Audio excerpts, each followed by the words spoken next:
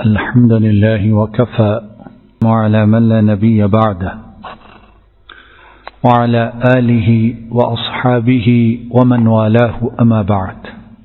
لقد روى الإمام أحمد والبزار وأبو يعلى والحاكم في كتبهم أن جبير بن مطعم رضي الله تعالى عنه قال: إن رجلا سأل رسول الله صلى الله عليه وسلم: يا رسول الله صلى الله عليه وسلم، أي البلدان أحب إلى الله تعالى وأي البلدان أبغض إلى الله سبحانه وتعالى؟ فقال رسول الله صلى الله عليه وسلم: لا أدري حتى أسأل جبريل عليه الصلاة والسلام. فأتاه جبريل فأخبره أن أحسن البقاع إلى الله سبحانه وتعالى المساجد وأبغض البقاع إلى الله تعالى الأسواق، أو كما قال صلى الله عليه وسلم. ہم لوگ مسلمان تو ہیں اور اللہ رب العالمین سے فریاد ہے کہ مولا کریم اسی مسلمانی اور ایمان کے ساتھ دنیا میں لے جائے، دنیا سے لے جائے. لیکن باوجود مسلمان ہونے کے، باوجود ایمان کا دعویٰ کرنے کے، جو حق انصاف کا ترازو تھا وہ ہم لوگوں نے بدل دیا ہے. جو باتیں صحیح تھیں وہ اب عیب بن گئے، جو باتیں خوبی کی تھیں وہ عیب بن گئے، اور جو باتیں نامناسب تھیں وہ اب خوبی اور فخر کا سبب بن گئی. مسجدوں سے دور رہنے والے، مسجدوں میں نہ آنے والے لوگوں نے کیا سمجھتے ہیں؟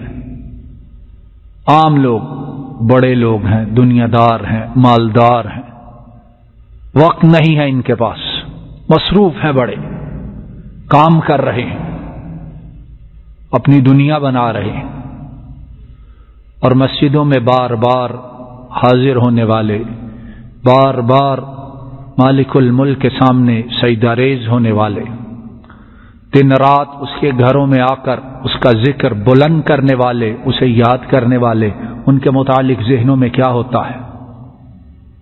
ٹھیک ہے، اچھا آدمی ہے، لیکن بات یہ ہے کہ فارغ لوگ ہیں، یہ ان کے پاس کرنے کا کوئی کام نہیں ہے، تھوڑے کام ہے، بیچارے دنیا کو سمجھتے ہی نہیں ہیں، یہی سمجھا جاتا ہے نا.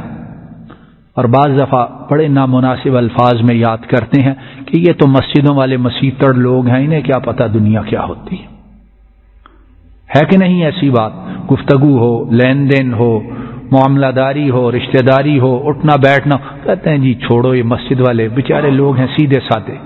ہاں فلاں بڑا سمجھدار ہے، دیندار، دنیا دار، عقل مند. کیوں کہ وہ ظالم مسجد میں جاتا ہفتہ میں ایک دن ہے.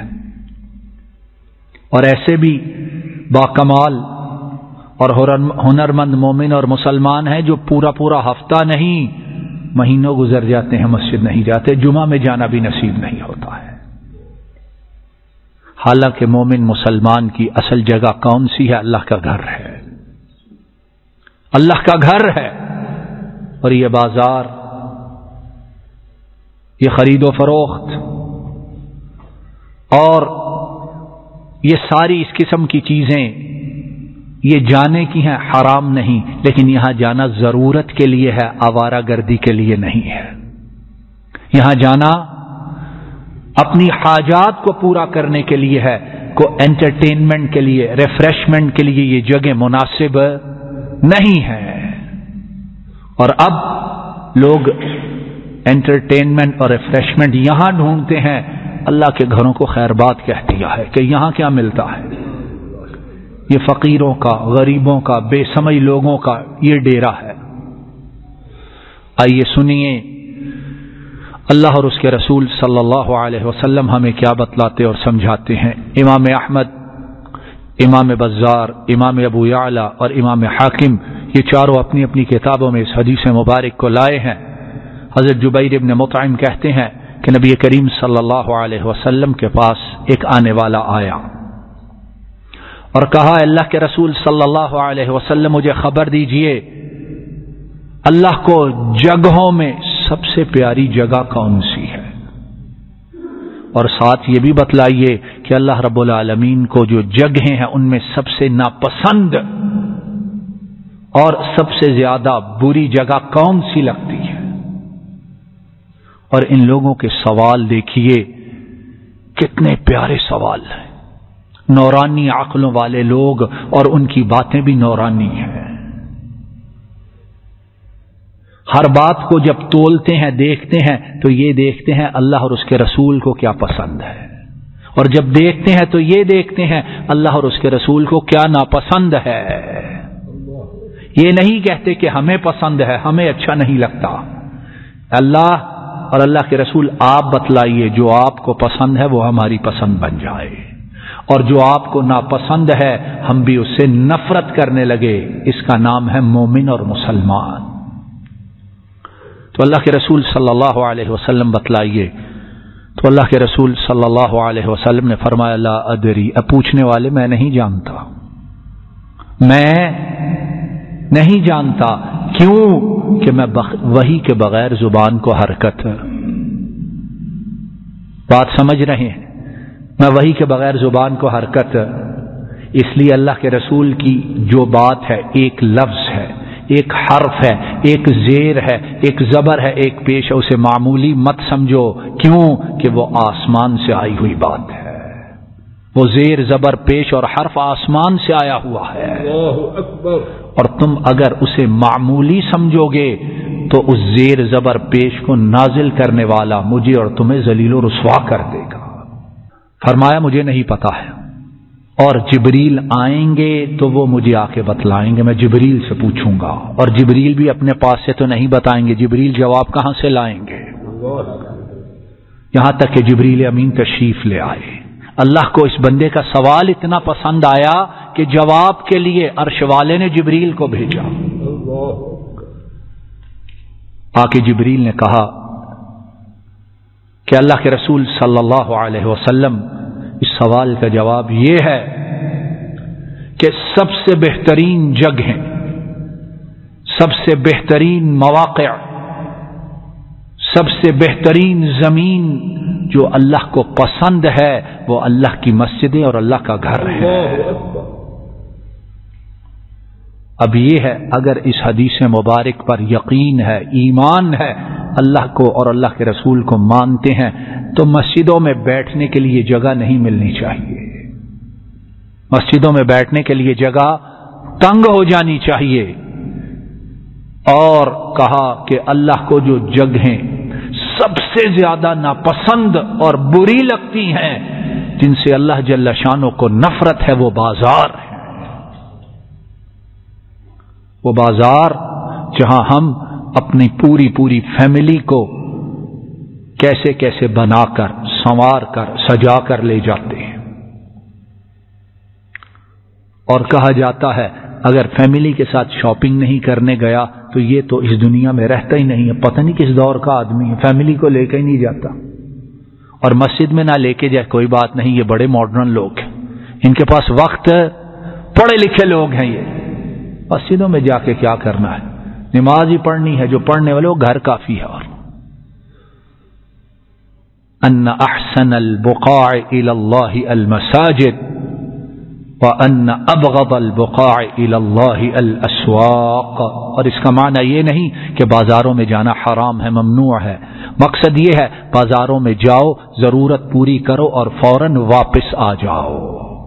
وہاں آوارہ گردی کرنا، وہاں انٹرٹینمنٹ ریفریشمنٹ کے لیے بیٹھنا، وہاں بے مقصد گھومنا اور وقت گزارنا، یقیناً اللہ کو بہت زیادہ ناپسند ہے۔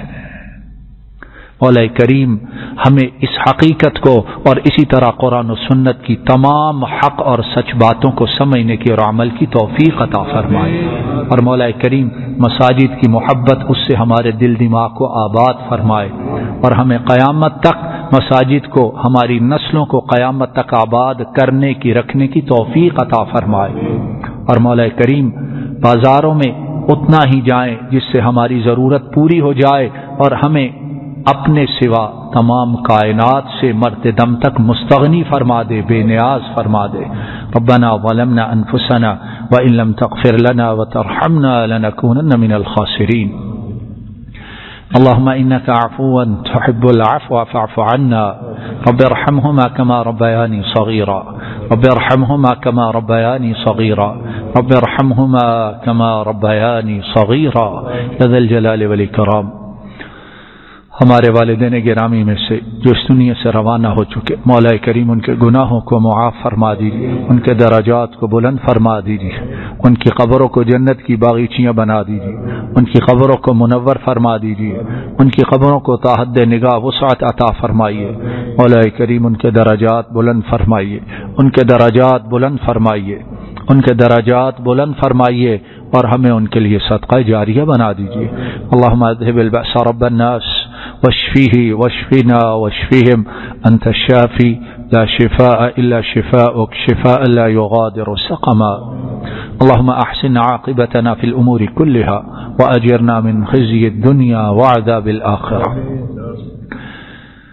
ربنا هب لنا من ازواجنا وذرياتنا قرة اعین واجعلنا للمتقین اماما۔